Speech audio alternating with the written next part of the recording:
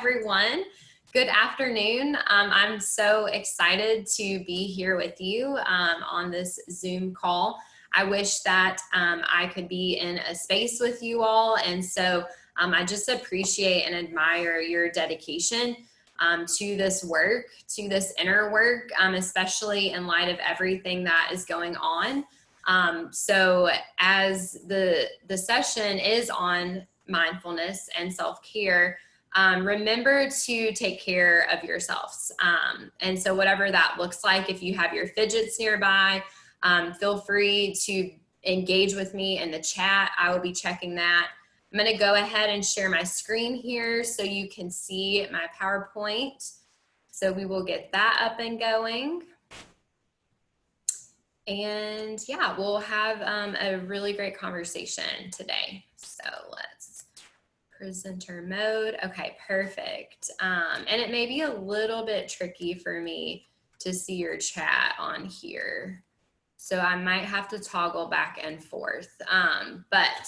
So the session titled, Don't Forget About Yourself, Mindfulness as Self-Care, right? So mindfulness being a lot of things. So we are going to talk about what is mindfulness, what is it comprised of, what is self-care, what is it not, how is it more critical now than ever, but also maybe harder to define. And I've just also been personally reflecting on how there's a lot of privilege that comes with this pause. For me, mindfulness does look more like a pause. And if that means a pause on my yoga mat, or a pause with my journal, or my coffee on my front porch, like there's great privilege in that. And so just acknowledging that this is going to look different from all of us. So we already know, here's some of the things. You can also find me on Instagram there and Twitter as well. And just so you know a little bit more about my lens of a lot of my work is with leadership development and college students and my staff team as well of younger professionals. But then also my students in the context of the yoga world. So being a yoga teacher and teaching meditation right now. And that is one form of mindfulness. So just wanted you to know kind of a little bit more about my lens and where I'm coming from. So take care of yourself. Like we mentioned, I'm sure you are exhausted, and that is completely 100% valid. No matter what you've done or haven't done today or this week or this year, like it is valid. And so meet yourself where you're at today. And thanks again for showing up. So this is where we're going. So mindfulness, we are going to talk about within the realm of self-care, within the realm of this concept of belonging, which will touch on some loneliness. And then we'll talk a little bit about values and touch on anxiety. As for a lot of us, that is something that we face, anxiety or depression or other things with our mental health that really impact our self-care. And then we'll round out the conversation with that context set up around what is mindfulness and how can that look like for you. So that's where we're going. So let's start with a conversation around self-care. So in the chat, if you will first off respond to this question, if you feel led to participate. So what is self-care? And then we're going to move into defining what it's not. And then I want you to also be thinking about who is modeling self-care for you. Because we all have teachers of many kinds, whether we realize it or not, and a ton of feedback that we're observing and navigating as we move through the world. And so it's really important to think about, like, who are our teachers? Who are our followers, and who are we following on social media, but also when it comes to our like physical world. So self-care, what is it? What is it not? And let's see, yes, I will pull up the chat over here. So you should maybe be able to also see that on your screen. And so be mindful too of just putting your comments out here in this chat, only if you're comfortable and knowing that that is most likely going to be visible here to all of our friends in attendance. So yeah, caring for your mental well-being, absolutely. Emotional, I love this, Kennedy, this focus on the mental, the physical, and the emotional. So a lot of the work that I do, it's not just like yoga, a moving like workout type thing for your physical wellness, right? Like it's also emotional. And so it's like holistic. So if you think about it, there's a lot of things that might comprise what our self-care actually looks like, and how we have emotional well-being might be different than our social well-being, right? And we've also got to think about these other dimensions, our intellectual well-being, our financial well-being. So lots of things that impact that. Yeah, so taking time for you. So yeah, there's a lot of emphasis on yourself here in the chat. Okay, and then let's switch to that second question. So what is self-care not? Because I think just as much as we're going to clearly define what it is for ourselves and for those around us, we have to also know the contrast of that to help us have a deeper understanding, right? So what is self-care not?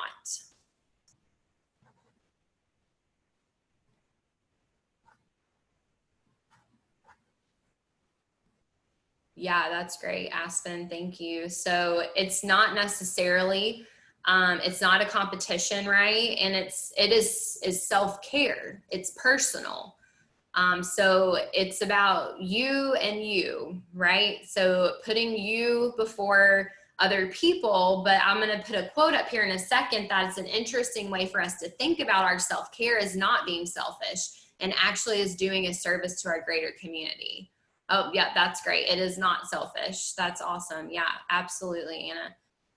Yep. So not taking the time or being impatient. Yes. Like that is challenging for me. Like I am an achiever and I have a to-do list, and it's weird to think about putting myself penciling time for me in on my calendar or in my day.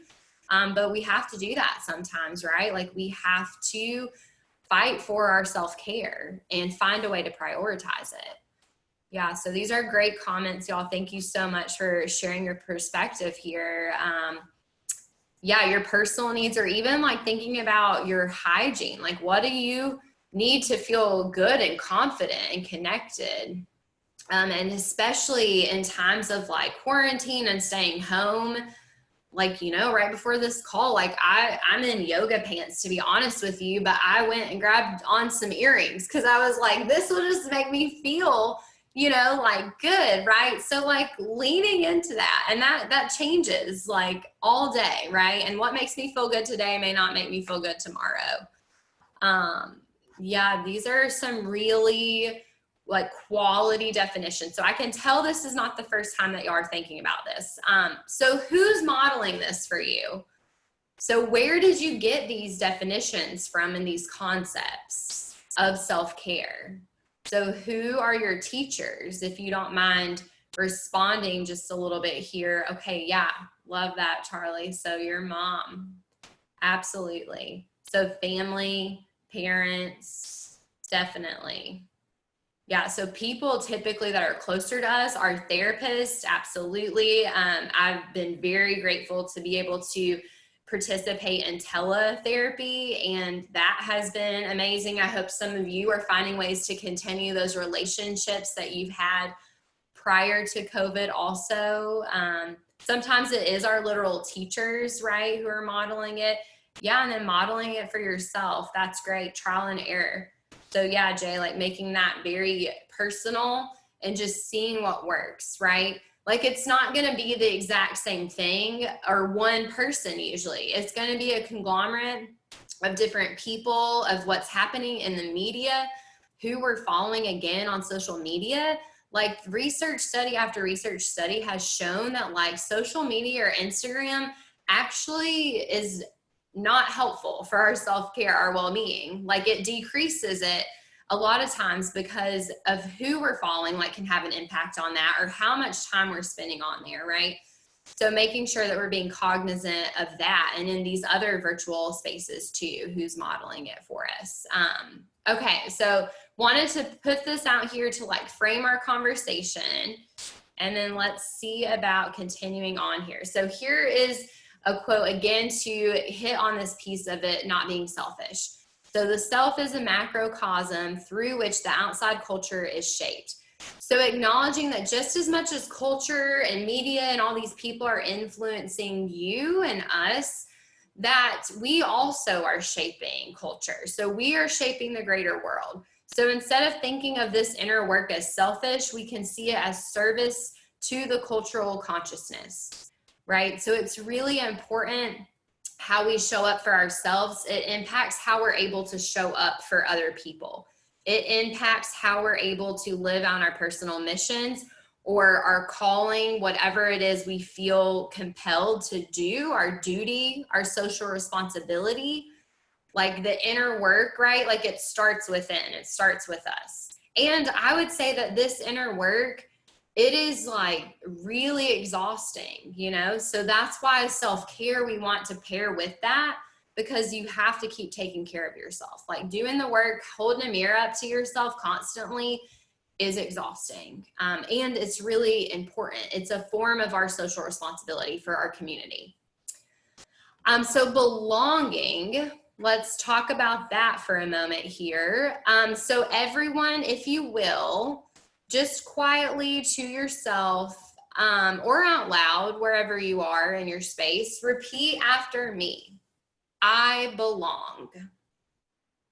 And then I want you to maybe say that 1 or 2 more times. And then just notice how you feel in your body. Like what sensations are coming up, what areas of your body feel really tight, and then maybe what areas of your body feel grounded and light. And then just say it 1 more time again. I belong. Maybe even like following with a deep inhale and a deep exhale. And so it's really important that we acknowledge that context matters, right? Like the environment has an impact. What we're talking about, this I belong, in relation to what, right? And if you want to, again, you could keep interacting with me here in the chat, and you know, like what comes up when you think about that? I think we want to be quick to say, I belong here, right? Like wherever here is, or if you feel like you belong on this, in part of this conference, but maybe like in your home that you're in right now, in the community that you're in your schools, like I belong, right? So it's important to think about belonging, not necessarily just as a place. Like that is important to consider, right? And we all want to make sure that we feel belonged in places and that we're also creating an inclusive space for others. And it's also within us, right? Because there's that saying that you can be lonely in a room full of people. And I don't know if you felt that before, but I certainly have. And a lot of that, the world is like reflecting something back to us, right? Like when we feel lonely, even though we have everything around us. And that's where we should be more curious and investigate that. So this loneliness piece, and if you want to in the chat, feel free to share your experience, but what does that look like for you in the past? Like how does your loneliness manifest itself? Or, you know, what do you do when you feel lonely? Like sometimes when I'm feeling lonely and disconnected, like I will text friends and family, like even just having my phone that is connecting with me and knowing that there's someone there who's responding to me is helpful. And that is also, though, something I need to notice, right? Is like, what are our behaviors and patterns that come up when we feel lonely? Like, what are we reaching for outside of ourselves so we can remember to come back within? That this belonging and this connection is really like about feeling first that we belong to ourselves. But that's really hard when we're living in a world that has told us the opposite.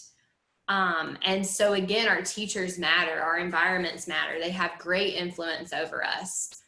So just thinking about, you know, what's getting in the way of connection, besides just the 6 feet of physical distance, you know, like what gets in the way? For me, I ruminate a lot. So I get in my head, which we'll talk about that in a second. And I just start thinking like, oh, like I haven't heard from this person in a really long time. Like, what does that say about our friendship? Or, oh, I said this on a conference call yesterday to my team member or on the phone to my friend. Like, what did I mean by that? Like, what if they didn't, you know, take that the way that I intended? You know, our intent versus our impact. If you think about your impact being more, but also just as important as your intentions, there's this space between them. That's where guilt likes to manifest, right? So for me, that's really tricky. So when we feel outcast, we are being shown parts of ourselves that we have often cast out, right? So the world and like people around us can reflect a lot back to us and help us learn more about who we are. And so let's move on here to the next slide. So talking about taking back your power. So if you can stand fully in your own unbelonging and become friendly with the terrors of loneliness and exclusion, you can no longer be governed by your avoidance of them. So some of this is from my beautiful friend, who I can call her a friend, I guess, an author, Tokapa Turner. It has a great book on belonging. And so if we can like sit, which we're going to talk about the term sit with it, because that's a loaded statement, right? If you can stand fully in this unbelonging and you can make friends with that space, then like that might help change our patterns and our behaviors, which again is really important for us to notice.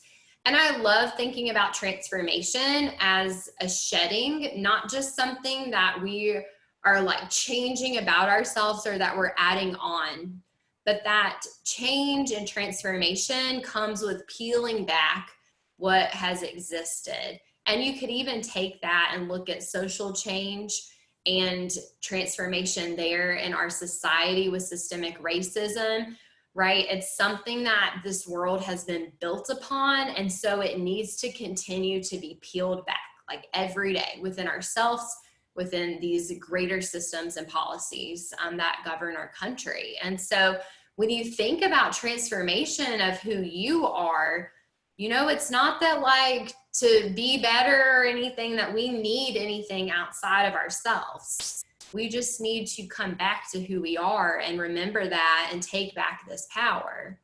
And a lot of that happens through acceptance of ourselves and then acceptance of our situations, which there's a lot of steps in between, like where we are now, this present moment, and acceptance of self and situation. That's like not a snap of the fingers that happens. Like that's the work, right? That's the journey. So shame and shoulds. So there's this great phrase like stop shoulding yourself. So what are the things, you know, that the lies you believe, the things that you feel that you should be doing? Even if you want to put those in the chat, you know, like what are the things you feel like you should be doing right now? And most of the time this should, it creates shame and guilt or fear. And so we do those things not for ourselves, but for other people, or for this lingering feeling of shame that's really hard to sometimes like put our finger on. So the shoulds, you know, like what lies are you believing, right? Like a lie could even be that like you don't belong, you know, or a should that you feel like you should be doing is that you should be like accomplishing as much as you did before this date where we are right now, before the time of a global pandemic, that you feel like you should be doing certain things. Because this again is where things start to get exhausting and distracting and keeping us from being our best selves and living our best life. Yeah, eating healthy. Oh my goodness. Yes. Like I should be eating like this, or I should be exercising, or I should be outside and not like lying in bed all day. I should have a routine. You should be checking in with your friends, right? Like, and that goes beyond, like right now, this is what our context is with COVID, but also like well beyond that. There's so many things when, you know, we're at school, like what should we be doing in that space? When we're at home or with our family, what should we be doing? So a lot of this work is acknowledging that you're worthy and that you deserve good things, because that is hard for me to believe. I don't know about you, but it is hard for me. My bigger lie, like in the work that I've been doing, is that I'm not enough. That's like the overarching lie that all the other lies come from. I'm not enough, or I'm too much, but I'm still not enough. So I have to acknowledge that I am enough, right? And sometimes that feels like hard to believe. So I've got to start smaller, right? And work towards that. But knowing that we're worthy and we deserve good things. And so what are these like lost zones of ourselves that we have given up or away because we don't feel like we deserve them? So bringing back what's been torn from us back into belonging. So to do this, the first place to start, at least in what I found to be really helpful, is just to do this self-awareness work. So who am I?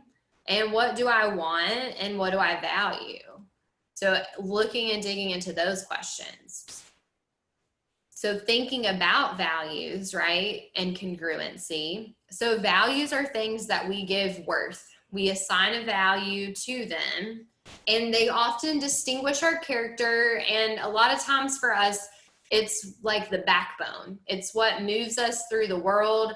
It's like our moral compass. Like these are the things that like are really important to us. And one of my values is connection and empowerment. And so what does that mean for myself, and how am I creating that? And then what type of environment am I creating for other people? And how am I using my time, talents, treasures for those things? So we have to assess our gifts and abilities. So we have to identify, you know, what are we good at? And then learn how to stand up for them. You know, what are we good at? What do we believe? And then how do we align and realign again and again and again our life to our values? So this is a constant thing that we have to be assessing. And this is the self-awareness work that also moves into this greater realm of social awareness. So knowing what other people value and believe and how other people are living their life, right? Like if we acknowledge that that's going to be different sometimes than our awareness and who we are, then that allows us to engage in better dialogue with one another and helps us to come from this place of empathy and understanding. And so that's important too, to think about how are other people, like what are their values, right? Like that's a very personal thing. It's something that we give worth to. So thinking, you know, about what are you good at? Like go ahead right this second and think about that. Like what is something that you are really good at? You know, like a lot of times this is really hard work for us who are in the work to acknowledge that we're good at something. Like I think that I'm good at leading a team, you know, and I have to hold on to that and remember that when I start to have those doubts or feel those shoulds, how I should be doing. Like I just need to know and come back to me. What am I good at? What do I care about? You know, what is that? Who do I care about? What are the social issues that I care about? Because we can't care about anything and everything. What we care about is usually a reflection of our values. And so those are the things to get really clear on, so that way you can live your best life, right? And that there can be less tension and less friction.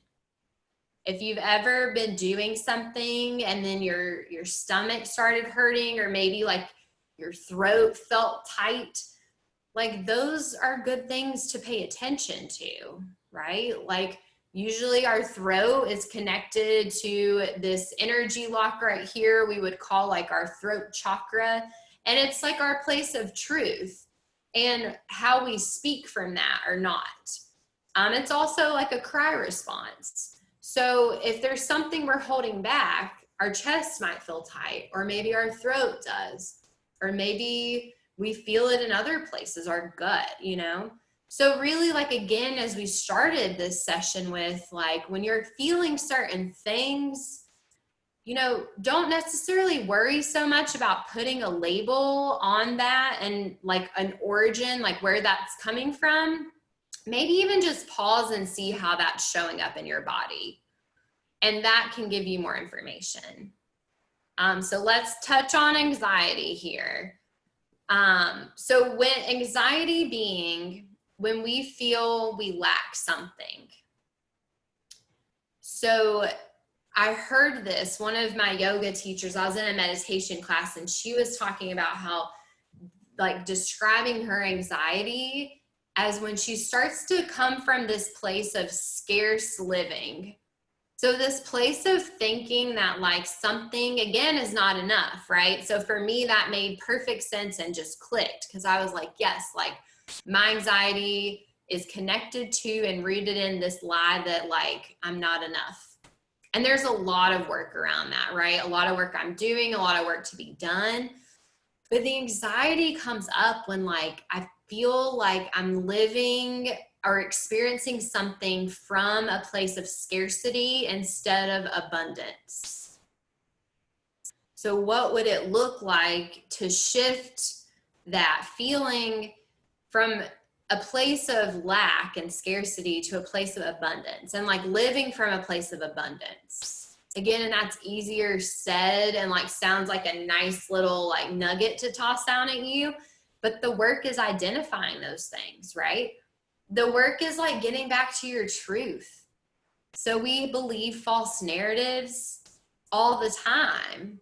And a lot of times, like our emotions and our feelings, like just as they are so valid and real, they also can create a narrative and a story that is not necessarily factual. So our emotions and feelings can help serve us and give us more insight, but we have to be assessing them and we have to acknowledge and validate that, but also really ask ourselves, like, what is actually going on here? Like, what is the true story? Like the actual facts, you know, the rest of it is insightful, but it may also be what is keeping ourselves from the bigger work and from moving forward and from living this best life that we want for ourselves. So we have to be in that practice of like congruency and aligning and realigning. So we're getting back to our truth. So let's talk about strategies for managing anxiety. So here's a few I put up here, but I'm curious like how you all navigate that. And the anxiety, it might be something that has been diagnosed by a mental health provider, and it might be that pit in your belly, that gut feeling when something's happening, right? So this anxiety, this term, again, as I've defined it here, it's going to look different for all of us and how it manifests itself. And it might be in a different realm, like maybe it's more of a place of depression, right? So whatever your anxiety or this thing is for you, like what are you doing to manage your mental health, to stay as well as you can emotionally? So breathing is really important, and noticing your breath, like just noticing it can help ground you. And if you're breathing from your belly, from a soft belly, a lot of times, like as a woman, I feel like I've been conditioned to suck my stomach in just like subconsciously. So even when I just told you that and said breathe from your belly, I put my hand on my belly and I noticed that I'm holding my stomach in. And so I softened, and that like totally changed so many things, even just in that level of awareness. And then breathing from your belly can actually tell your body, it can signify to your nervous system that you're safe and it can slow your heart rate down. I mean, this isn't just like, you know, stuff that's like out there, myths on the internet. Like, these are real scientific practices. Acknowledging it, right? When I feel my anxiety coming up in my throat, I sometimes even just put my hand right here. And I'm like, okay, anxiety, like, I see you. I know you're temporary. Sometimes I rate it. I'm like, okay, this feels like a 7 right now. You know, and other times I'm like, okay, this is a 2. And then I don't judge it, you know, and I just try to sit there with it, acknowledge it. And then I try to breathe. And then maybe it's going to require a little bit more movement or some additional thing to help it. Because sometimes, like, it even requires sleep, like a total reset. And I've had to start acknowledging too before bed that no matter how I feel right now, that like when I wake up in the morning, it is going to be a new day. And that it doesn't have to be that like, oh no, my anxiety's coming back. Like, this is going to be, I'm going to have anxiety all week now, or this is going to ruin my plans for later. You know, like, you just got to meet yourself where you're at, like over and over and over again, and track these things even. That's been helpful in the past for me to do. So what else are you all doing to manage this? So if you want to put that in the chat, feel free. If there's any other tangible strategies, and maybe that's my achiever nature, is I want to have a strategy, right? But it's also important, as we're going to talk about here in a moment, this like sitting with it and not necessarily labeling it and doing something about it. Sometimes like it's the awareness that's really important. So there's a piece on that. And yeah, let's go right into the sit with it. So yeah, what does this mean to you all?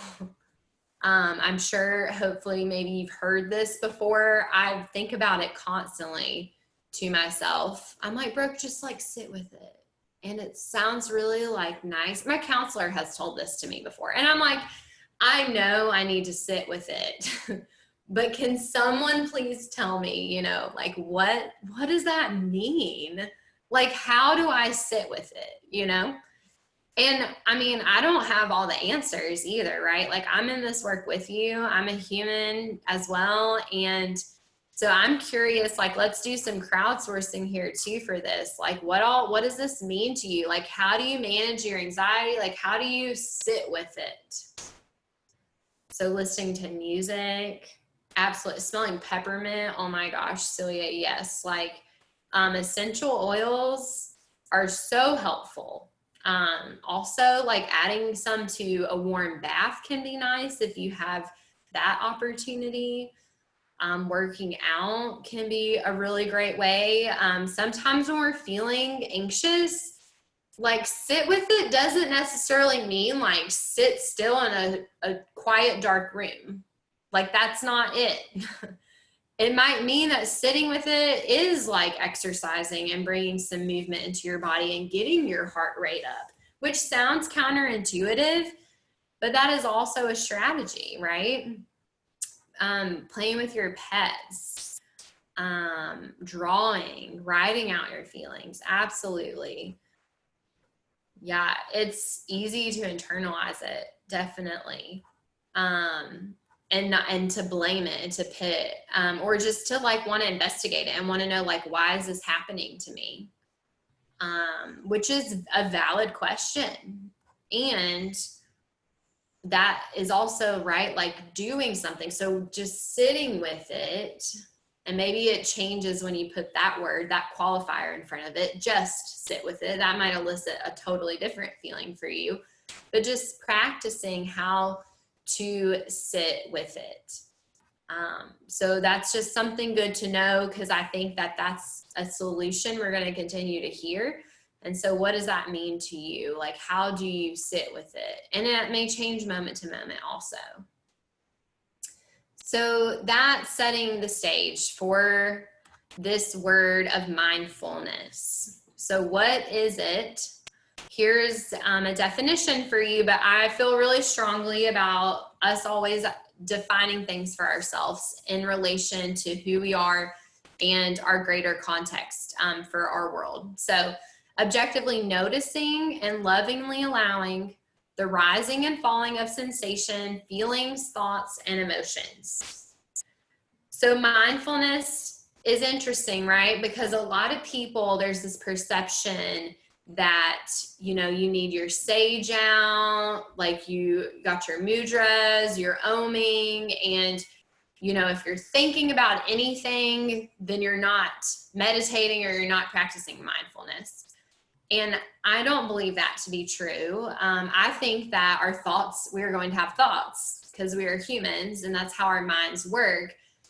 And so the mindful piece is like acknowledging it. And so a metaphor that I really like to use for mindfulness is like if we're sitting here, you know, and if I invited you to like softly close your eyes and come into more of like a meditation form of mindfulness, I might ask you to become an observer of your thoughts.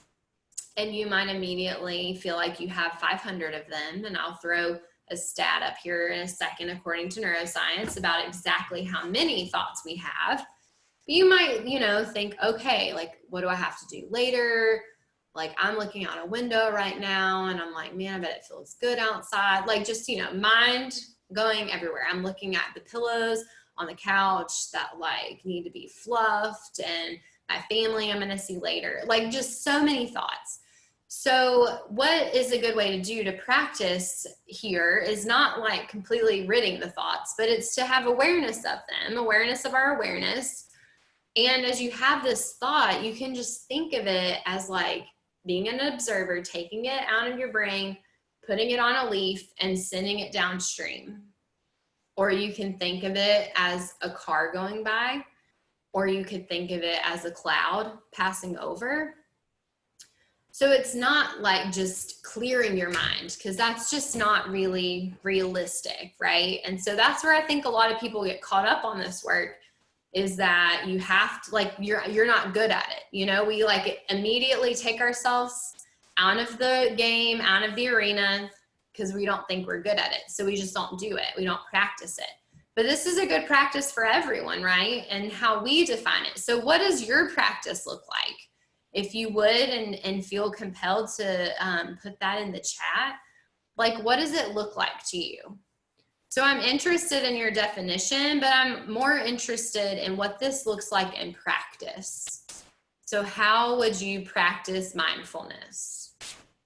Either according to this definition, according to your own definition, like that rising and falling of feelings, of your thoughts, and your emotions. Yeah, so in practice, that can be like listening to music, journaling, doing yoga. That's fantastic. Yeah, so just identifying like, what is your mindfulness practice? And your mindfulness practice doesn't mean that you have to, again, sit in a dark room by yourself. So for me, like, one of the joys I have with yoga is that I'm actually doing it with other people, right? And that's been really hard for me during this COVID situation. So it might look like, you know, coffee with a friend. Like, it doesn't have to look, again, like shaking the should, that it should be a certain way, or that you need to like clear all the clutter and do all the things before you can just like pause, right? Yeah, so lying on the bed or the floor, yes, for sure, with your eyes closed. Thanks, Kylie. Watching your thoughts float by. Yes. So writing songs or poetry, yeah, sharing your work with people. So a lot of times, again, like our mindfulness, like in this pandemic, I've noticed too that like I don't want so much stillness because I feel like there's so much of that. So I need my energy to go somewhere. And so I need it to go onto a page in my journal, or maybe I need it to go into a conversation with a friend, or I need to get my heart rate up and do some type of movement. So just, you know, getting clear on like, what is your mindfulness practice? So that way, like, practice makes practice. So you can like stay in that practice. So here's this nice little tidbit. So we have 70,000 thoughts a day and about 50 thoughts per minute. So that's even a lot of thoughts that you probably had since we've been on this Zoom call together.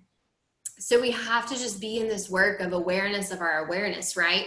Like our mind wants to run the show and dominate. And usually that's where our mental health and mental well-being starts to decrease oftentimes, is when like all of these stories or false narratives or shoulds, like we're just so in our head. So doing things that allow us to get back into our body is really productive when it comes to self-care and when it comes to mindfulness as a strategy for self-care. So letting your heart and your gut also like be a part of that, be a part of your life, be a part of the decision you make, you know, like be a part of your awareness work. So that noticing, that pausing and like noticing as you're feeling things, like where you're feeling them in your body, like that can tell you so much. And then the work is not judging it or labeling it, right? Like sitting with it and validating that. So getting back into your body however you can. And thanks for sharing your strategies there, because I think that's kind of like what we're alluding to, you know, like these are the strategies for mindfulness. These are the strategies for getting back into your body. And sometimes like, you know, your breath, or even just like reconnecting with yourself. Like if you're sitting down, you know, like placing your palms on your thighs and just feeling like rooted and connected. Like those are all ways that we can practice this. So finding something that works for you, and then responding and not reacting. So this is like the step 2 challenge here, is that when we are feeling something's coming up and our body, we're like, yep, that's something doesn't feel right here, then we should practice responding and not reacting. So in the yoga work I do, we would call this equanimity. And equanimity is sort of like balance, but also nothing like balance, right? Like I don't really believe in balance, but I believe in this like natural ebb and flow. Like my tattoo on my arm in my mom's handwriting is Stira Sukha, and that means effort and ease. And so it's this trade-off, you know, sometimes we got to put in a lot of effort, and I'm really good at that part. And so I have to work on bringing in the ease and the lightness, right? And then letting that be a natural ebb and flow. Like if you've ever heard a cliche little thing, like be in flow. It's like, oh, that sounds nice. Like, yeah, I want to be in flow, but like, what does that mean? So defining that for yourself, right? So responding and not reacting. When something makes you frustrated and you want to like lash out, or however, whatever emotion that's manifesting itself, like notice that and notice what these patterns are that you have for yourself. And then how can we be better at responding and not reacting? And we have to practice this again, like every single day, multiple times a day. Like where there's so much power in responding, like so much power for ourselves, and how much energy we end up conserving, which is critical to conserve energy and protect our energy right now. So there's so much of that when we are living from this place of responding and not reacting. And think about the good that that does for our world, also for the hard conversations that we continue to have with our family and friends. So we're coming to the end of the presentation. So I want to review some concepts, and then I have a charge for everyone. I would love to kind of hear your final takeaway, like what you're thinking with right now as you sit with all of this. So these are kind of some key nuggets that I would say here for the time we had together. So respond, don't react. Live from a place of abundance as much as you can. Shake the shoulds.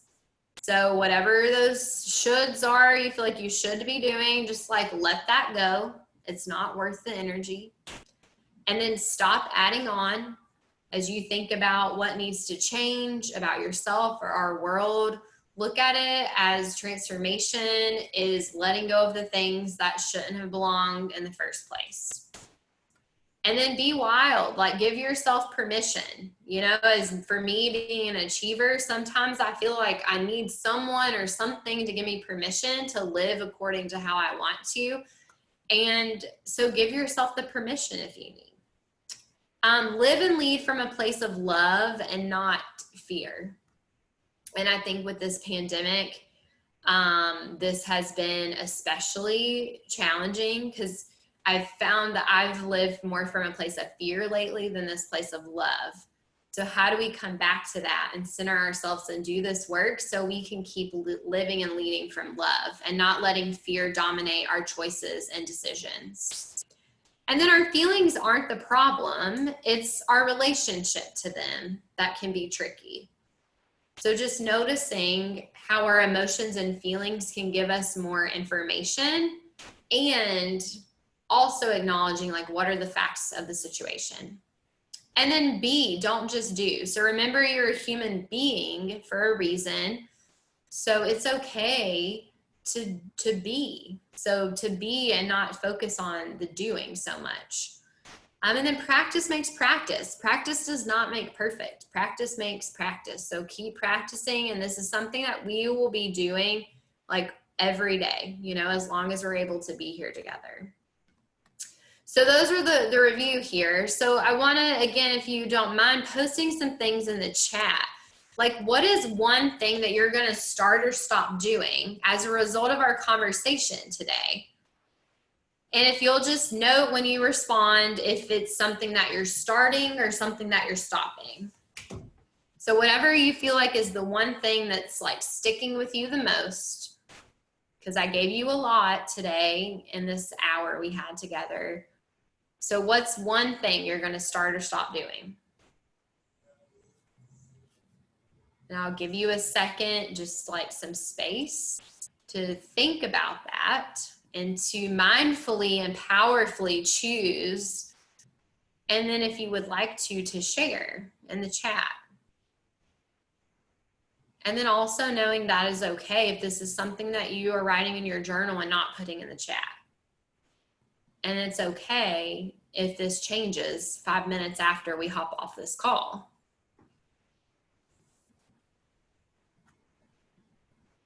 Thank you, Celia, for putting that out there. Yeah, so maybe just stop stressing about social interactions that won't matter in the long run. Yep, that is a wise statement for sure. Thanks, Kylie. Yeah, less hesitation, being confident, right? You are good at things. You are worthy of things, of good things. Yeah, that's great. Thanks, Jay. Yeah, it's exhausting when we filter everything who we are like through other people, and that gets exhausting. And I know that I have a lot more privilege than a lot of people being a white woman for how I move through the world.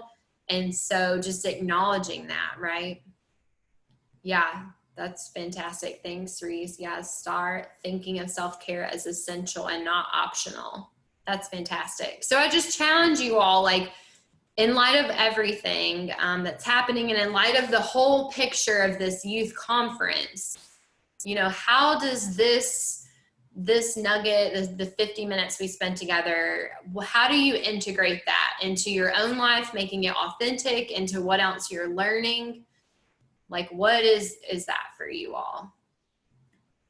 And I think that's mostly where I'll end it. We might have a moment for a question or two. So you could raise your hand or put that in the chat, but I'm going to turn this back over here. And there's my contact if you have any follow-up questions. Brooke Wilson, BRW@gmail. And then also you can feel free to DM me, Brooke Wilson _BW. And it's been really fantastic spending time with you all. You're an inspiration, and I can just feel the energy and the excitement, and like, thank you for showing up for yourself today and for showing up for our world. So thank you so much.